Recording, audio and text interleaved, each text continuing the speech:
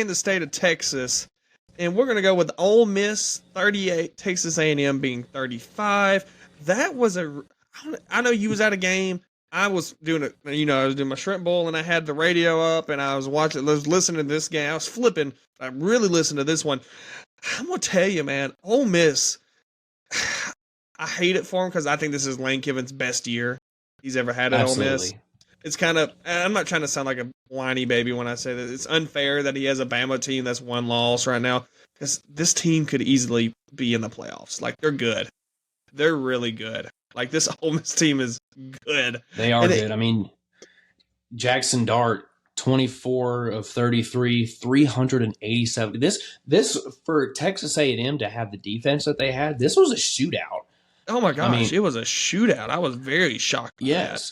Texas A&M, Max Johnson, 31 of 42, 305 yards passing. Dart with 387.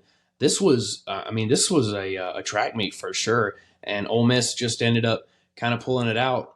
What does this mean for Jimbo? I mean, let's look at their schedule right now. We talk about it every week.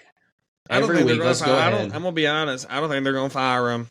If they was gonna do it, they would have done it by now. I don't think they're gonna fire him. You're probably right. I mean, but if I look at their schedule right now, what they have remaining, you got Mississippi State.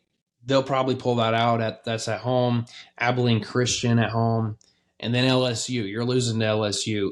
I mean, if your great defense was allowed that to Ole Miss, I mean, it's going to be probably rough. A loss in Death Valley.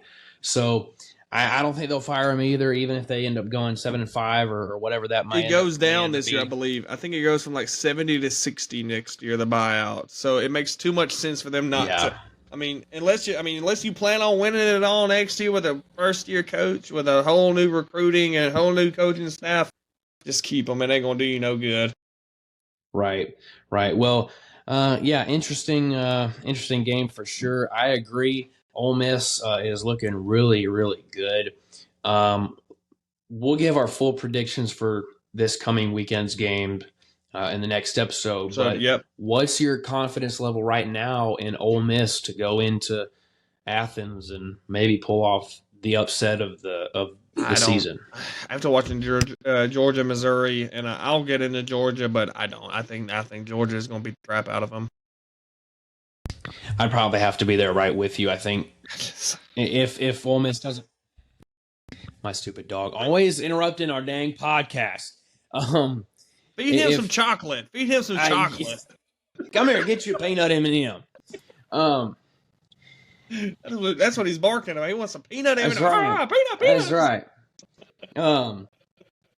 If Ole Miss isn't able to get something going early in that game, probably not going to have much of a chance. I agree. Moving on.